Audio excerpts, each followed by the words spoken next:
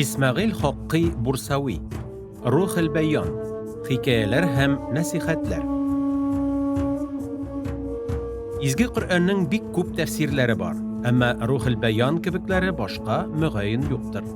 Bu köngülnün en nişke kıllarında tibrete olurluk bik matur hikayeler hem nasihatler jayılması. Eligi eserinin uzunşeligi, Kur'an ayetlerinin mağnesin, yoki şuşu ayetlerden çıkan neticelerini anlata turgan qissalar getirilüvi.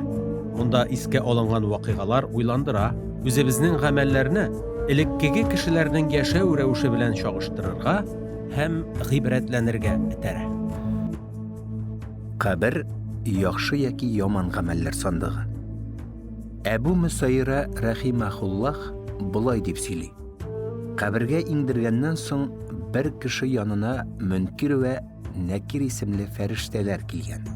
Kullarında şebirqi bulgan bu zatlar, biz sina 100 tapqır sugaşakbız deb aytganlar. Bu kişi, zinhar meni qiynamagız.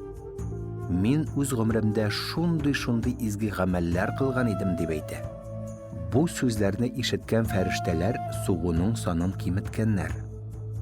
Kişi izgi gamellerin sanavını devam etken.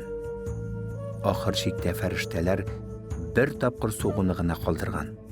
Hem biz sina bir tapqır şebirqi bilen sugaşakbız. Ansından qıtıl almıysın degenler. Alarana suqqandan soň kabir ut bilen tulgan. Bu kişi feriştelerden "Nerse üçün suqtığız mena?" dep soruy. Ferişteler, bir yola sen yerden surab oturuşa bir muhtaç kişinin yanından yerden ko'rsatmicha uzab gittin deb aytganlar. Ruhul Beyan kitabından. Nasihat. Münkir bilen Nekir kabirde surav aluşu ferişteler. Olar bu isimlerine kişiler bir qaşında ko'rmagan qiyafetde kelganlari üçün iya bulganlar. Mümin kişi hiç şeksiz yaxşı gamellerinin de, naşarlarının da neticesin görür. Allah Teala en gadil zat. Kabirni ut bilen tuturu üçün bir şibirqi soğuğuda jidi. Şuna göre Rabbimizning barliq emirlerini ötep, tıyılganlarga yakın kelmişe, jazadan azat etileşe kullar hesabına kirerge tırışırga gerek.